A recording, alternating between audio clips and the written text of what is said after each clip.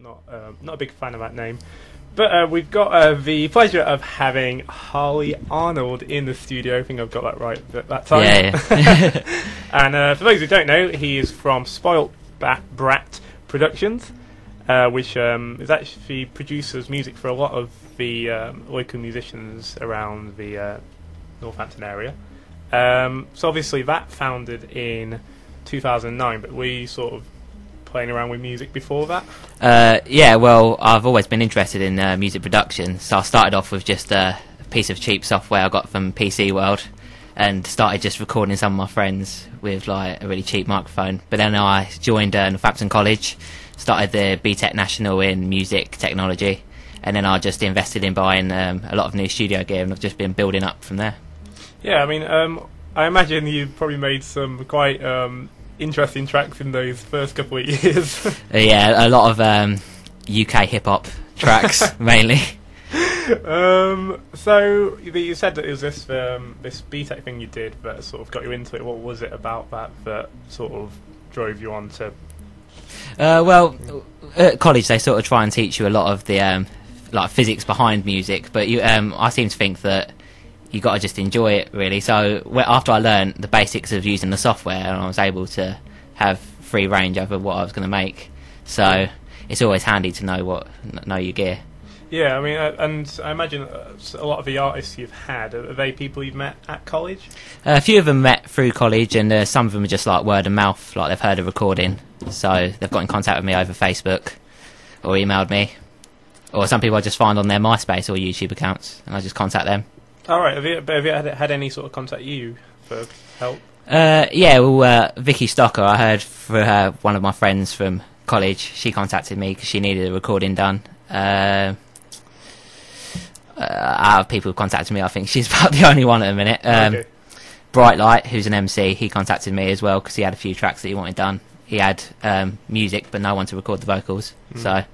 Yeah. So is it quite a range of music that you deal with then? Because obviously Vickii Stocker does kind of acoustic music, and then you mentioned there was an MC or something. Yeah, I do try and vary quite a lot because it's always better to have a catalogue of a mix of genres rather than just sticking to one.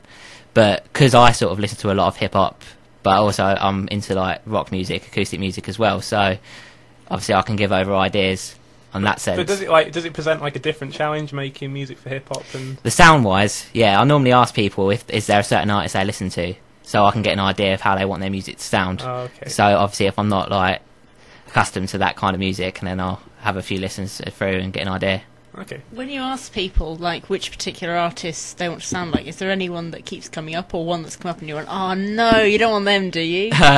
Well, with Vickii Stocker and Scott Booth, Newton Faulkner is a big one. They sort of want to base their music around. John Mayer, he's another one who seems to be brought up quite a lot, especially with Jordan Herbert, who I work with. And then obviously J.O., who I work with as well, he was sort of more of the Usher sort of sound. Usher comes up quite a lot. If they want R&B sound, it's Usher. Justin Timberlake. Is that sort of recent Usher or like his past stuff? More past stuff, to be honest with you. Okay. Some of the older sound. That's a good thing, sure, yeah. Yeah. Wasn't a big fan of, what was it? Oh My God, whatever that song was called. No, me neither. Well, we'll get a bit of a taste of some of the music you do. We'll play a first song, which I did have written down, but I think it's just here somewhere. Which is Scott Booth, who you spoke about. Yeah. And this song is called Don't Wanna See Your Face. So here we go. Let's go for track 2.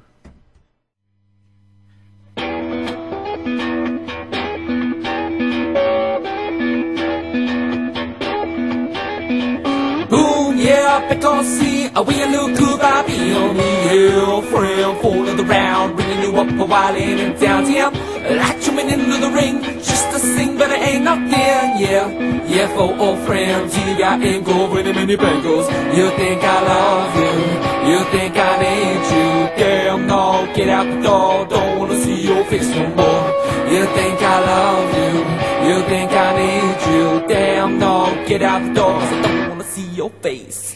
Man, now watch that toe, you stepping in the man, I don't think so. Oh, boy, what you trying to do? I ride in the Colombo, you're Japan, the QQ. Yes to your favorite scene, not the Q to the I to the S to the T to the U. Boy, between you and I, you don't know the truth from your lies, no. You think I love you, you think I need you. Damn, no, get out the door, don't wanna see your face no more.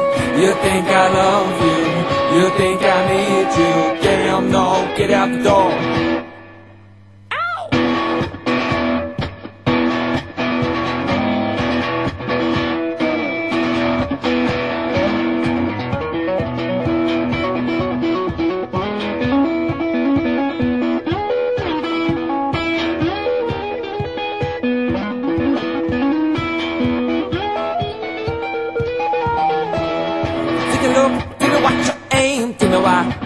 This game is better use, therefore you're pain and criticize another for doing their thing. Maybe then you'll see you can't gauge your pain, it's free. Anyway, cut to the chase. I don't wanna see your face no more. You think I love you, you think I need you. Damn, no, get out the door, don't wanna see your face no more.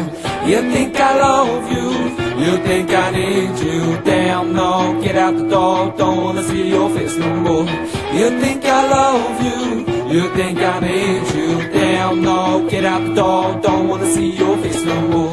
You think I love you, you think I need you. Damn, no, get out the door, don't wanna see your face no more. Text 07596277003.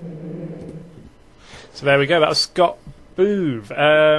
We just spoke to you a bit about the fact you actually do play guitar yourself. Yeah. I've played at a few open mic acoustic nights, and I played sort of supported Scott Booth at a gig recently. Do you do that sort of on your own, or is that part of bands? Or? No, well, I'm not a singer, so normally it's with some of the artists I work with. If they're interested in doing gigs, I normally sort of advise them to do gigs because that's an easy way to get your music heard. So I normally go along, I learn their songs, or we play covers, and just do some gigs. And what sort of music are you into then? I'm I listen to a lot of hip hop, a lot of old hip hop, Dr. Dre, stuff like that, Eminem, old Eminem, nothing. Like 2001? Yeah. Good album. Yeah, early stuff like that. Also a big Drake fan as well. Yeah, he's alright, yeah. Listen to a bit of Drake. I think I'm pretty cool, so I listen to it. But I'm into a lot of different things, like I like Paramore, U-Me-at-6. No. Blink-182. Yep. Yes. Alright, yeah. Paolo Nutini. Yes. Yeah, I think he's a bit of a guilty pleasure. I like New Shoes is a great song. Yeah, I thought the first album was good. A really good album. So, have you sort of... I guess you've sort of been on the kind of... At least, obviously, with you playing guitar on the live circuit, and have you been to gigs and stuff as well in the town? Yeah, my friends used to play in a band called Sleepyhead. I don't know if you've heard of Sleepyhead. I've heard of them. Yeah, so obviously I followed them about a lot around the gig circuit, around the Labour Club and the Roadmender. So I saw a lot of new bands around that sort of time. I've got to admit, I haven't been to a lot of gigs recently. More the gigs if one of my artists has played at. And that's how I discovered Scott, just by supporting him. I'd never heard of Scott before. Yeah. Saw him at that gig and thought he was amazing, so just went up to him and I said to him, do you want to do some recording? And just went from there, really. Cool. And so what do you sort of, when you're producing this music, I mean, I don't really know what I'm supposed to ask you, but basically, like, what is, like, the problem with their music before they get to you? Well, normally, bad recording quality, or no, well... I don't know if it's so much of a problem. I can't really say because I'm not really a record label or anything like that. I think sometimes people get confused over what we're doing. It's not a record label. It's more just sort of just the production side. So whatever they want to do with their music after that, that's up to them. But obviously I do songwriting as well. So if some people like really good singers can't write a song. Yeah. So I'll be able to write a song and send a couple of ideas over to them if they like that. Then come over and record, or I'll go to them. So do you run this as a business, or is it just kind of as a side project? Well, I'm hoping it'll be run as a fully fledged business in time to come. At the minute, obviously, it's just sort of a side project. Because I'm still at uni in Northampton, so at the minute it's a side project. But yeah, I want it to be my overall business in the future. Cool. And sort of thought we'd just take this opportunity to chat about Naomi Wilkins. How did you meet her? I've known Naomi for years. My girlfriend used to go to Chaplin Stage School, and she used to know Naomi through that. Well, I actually went there as well for quite a number of years, so we know her through that. I've always thought she's had an amazing voice. And when I started building up my studio, I got her over to do a few covers. So we done like 1,000 Miles, done that, covered that, and covered a couple of other tracks. Yeah. And then I wrote a couple of songs for her to do. This is the latest one. We recorded this one like a few months ago, and there's actually going to be 2 releases of it. There's this version that's just her, and I'm also going to have a version with Bright Light, the MC I work with. Oh, really? And he's going to drop in a verse on it as well. It's also a bit of a collaboration then. Yeah. Okay, well, we'll listen to the original version first. So I should, again, I've lost the CD case. I don't know what it's called, but it is Naomi Wilkins.